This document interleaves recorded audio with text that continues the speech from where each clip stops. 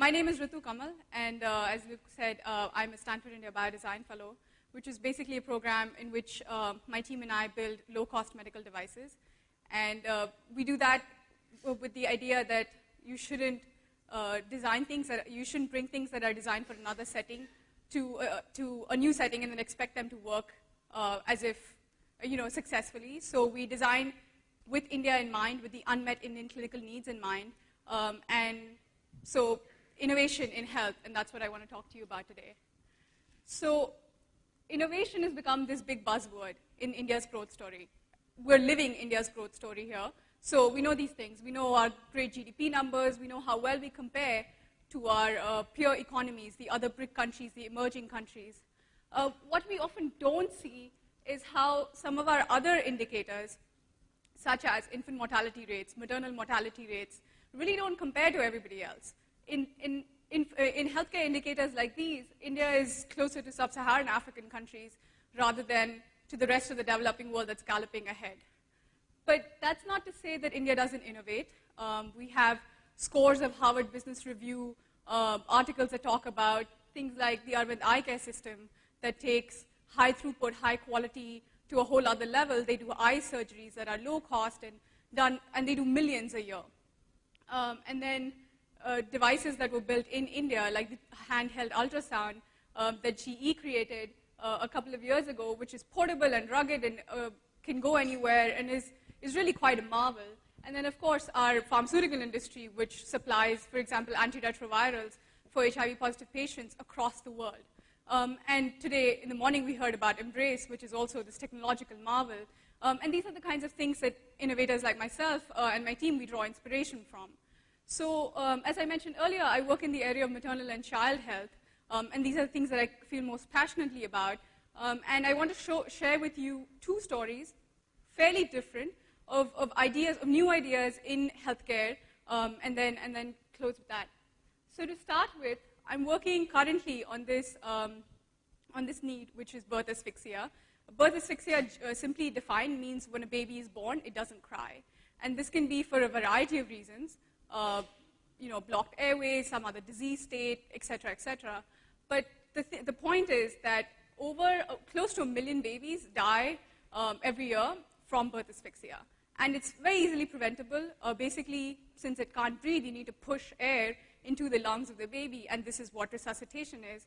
So if you can get skilled attendants and if you can get the correct equipment, you can do resuscitation. You can save babies' lives.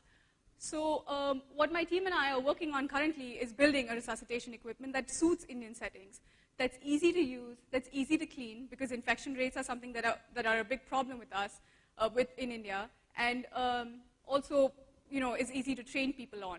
Now this is very much a work in progress, and we're finding new things as we go along. For example, the masks that we use in babies' faces are actually designed for adults.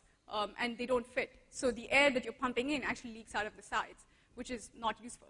So these are the small things that we're talking to people in the field and going out and figuring out how do you build a better resuscitation device. So that's a very technological example. I also, as mentioned earlier, worked in South Africa for over a year. And from there, I want to bring you a story that is perhaps not as technological, but equally important in the pursuit of better healthcare. So in South Africa, these are some of the women I worked with there. 1 in every 3 women who is pregnant is HIV positive. And if you're going to think about preventing transmission of HIV, you really have to think about how do you stop these pregnant women from passing on the virus to their babies. And the kicker is, it's possible, it's very doable, it gets done every day in the developing world. Less than 1% of HIV positive pregnant women in the developing world pass the virus on to their babies, but this is not true, obviously, in poorer countries.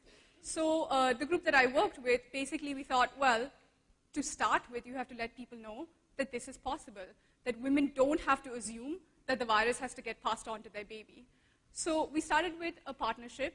So the organization that I worked with, Mothers to Mothers, teamed up with a soap opera.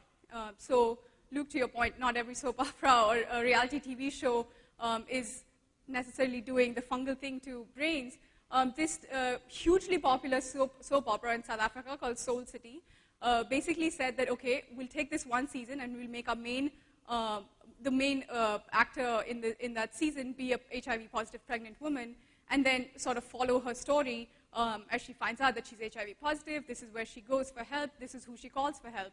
And then with that, we basically set up, my group basically set up a call center where we leverage the fact that everybody in South Africa has a mobile phone, just like everybody in India has a mobile phone, and they can call in. And because of the stigma attached to HIV, people prefer to call in anonymously to find information. And basically what we were able to do is pass on the message, well, yes, prevention of HIV is possible in mother-to-child transmission.